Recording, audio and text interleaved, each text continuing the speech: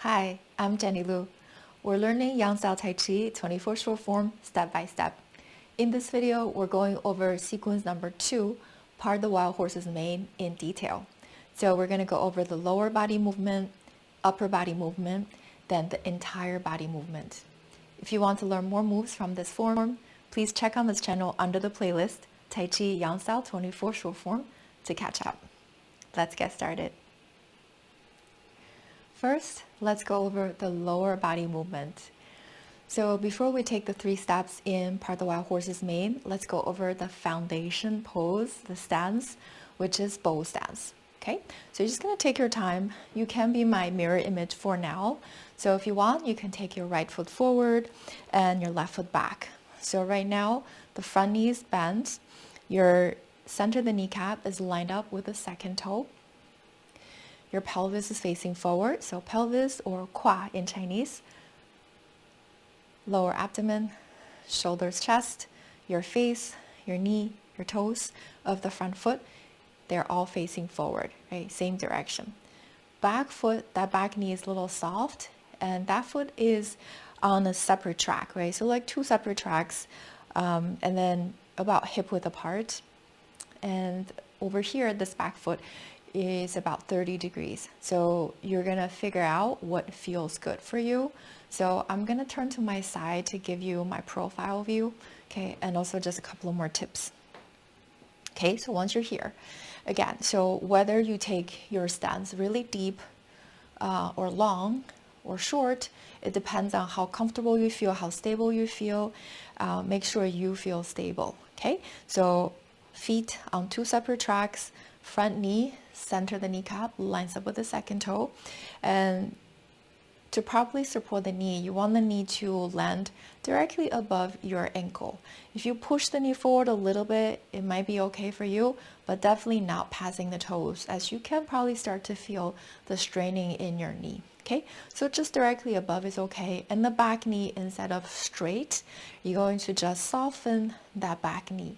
So what that allows us to do is that the pelvis can drop a little bit more, your tailbone can get a little bit heavier, so then the whole entire spine can line up like a string of pearls. We can suspend that from your bai hui, or the crown chakra right here.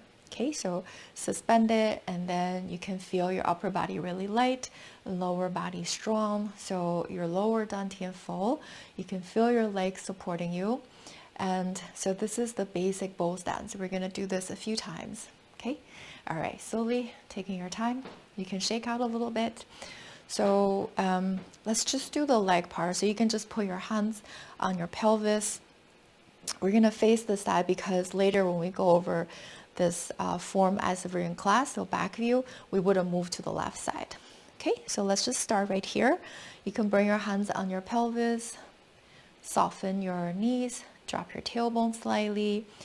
We're going to gently shift the weight to the left leg so we can open the right foot slightly, about 30 degrees, pulling the weight into the right leg. Bring your left foot close to your right foot.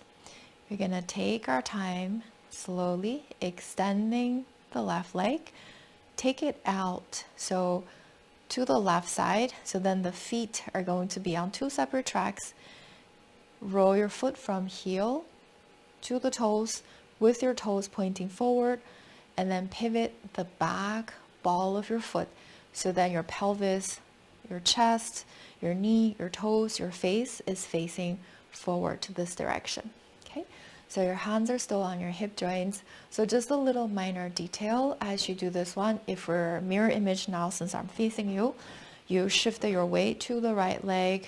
You took your left foot out to the side, so then you have your feet on 2 separate tracks.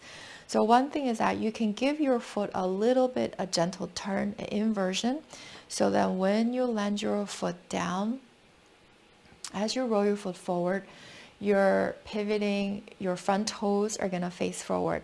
One of the mistakes I saw in my in-person class was that people were actually landing their foot this way, so the toes were turned, and then of course when you're turning, either your torso is facing the side instead of the front, or you're just not aligned correctly. Okay, so front toes facing front, wherever you're going. So we're gonna start one more time. Shift the weight, open the right foot, pour the weight to the right leg, and when you're ready, stepping out with the left foot slightly to the left side, roll your foot heel to your toes, pivot on the back ball of your foot, make sure that back knee is a little bent, and then your tailbone dropped, so back is straight, your spine is as straight as possible. And then now comes the second step, but before we take that second step, we're going to retreat first. So shift the weight to the back leg, so then you can open the front foot. Now we're going to shift the weight to the left, bring the right foot back to join this foot, so left foot. So now your torso is actually facing to your left side, so at an angle. Okay, when you're ready, open the pelvis, take your foot, right foot down, and start to slowly roll, transfer the weight. So a little bit more weight, and now in bow stance, slightly more on the front leg, back leg, little bend, bow stance. One more time. Shift the weight back, open the front foot, start to turn. Because the pelvis is turning, we're going to turn. Pick up the back foot right here, and then when you're ready to take that third step, heel down, sink the stance a little bit, and then make sure that front foot is straight as you pivot the back ball of your foot into bow stance on the left hand side. Okay, very good. You can slowly take a step, inhale and exhale. Good job. Now let's go over the upper body movement in part of Wild Horse's Mane. So for this part of the video, we can be in mirror image. Hopefully it's a little bit easier for you to follow. So you are going to start with holding the ball on the right for you. So that means your right hand is going to be on top, left hand is going to be on the bottom. So top hand about chest level, bottom hand kind of like around the lower dantian. So about the size of maybe slightly larger than basketball. So just kind of sink your stance. Your feet are going to be hip width apart for now, back straight, tailbone dropped. So when you hold the ball on the right hand side, when we do the stance, when we start to move, you're going to start to slowly part Wild Horse Mane on the left side. So the hand that's on the bottom, your left hand, is going to start to slowly go up, and then your right hand is going to press down. So left hand is going to go up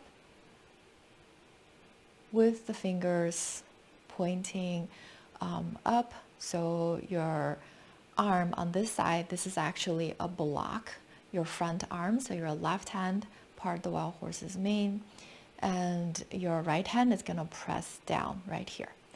Okay, and then you're going to slowly change to hold the ball on your right. So then your right hand is going to be on top. And when you're ready, you're going to part the Wild Horse's Mane on the right.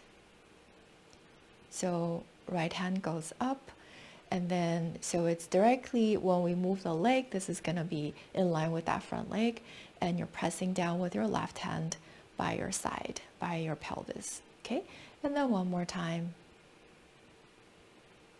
Holding the ball on your right, part the Wild Horse's Mane. Blocking on your left side, pressing down on the right.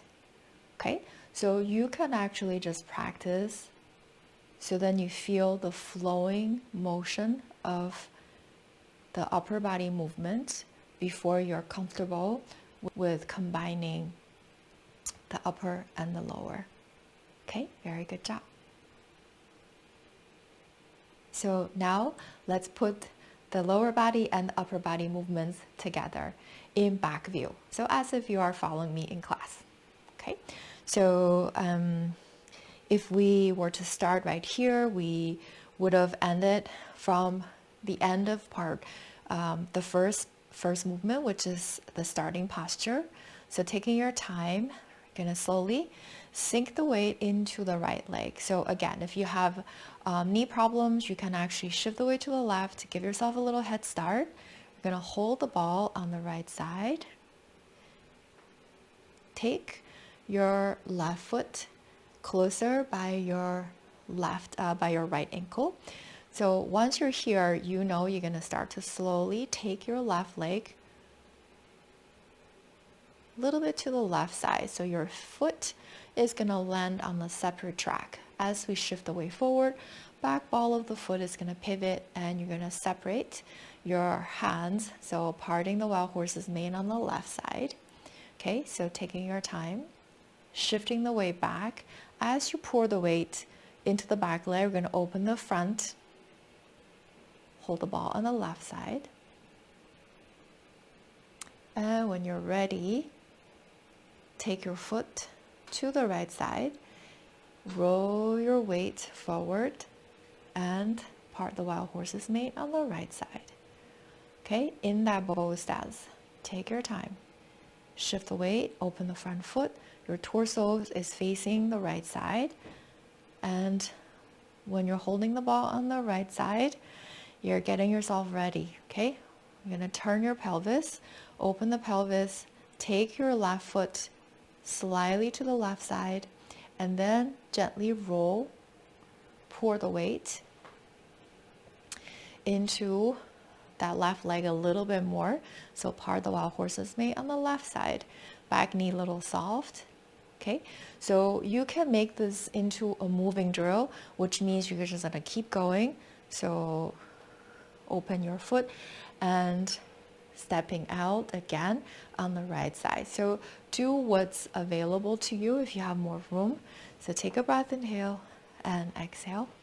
Very good job. So keep practicing again. Lower body, upper body, you can separate them. Keep practicing until you can start to feel. So don't worry about getting everything perfect. It's actually more important for you to feel that you can move from the center. You're centered and rooted and grounded, and then the relaxing, continuous, flowing, smooth movement of Tai Chi. That's where we're gonna find that meditation emotion. So be patient, keep practicing. If you like learning like this with us, please subscribe to the channel, click the bell next to it, so then you get notified the next time I come out with a new video. All right, hang in there. I will see you in the next video.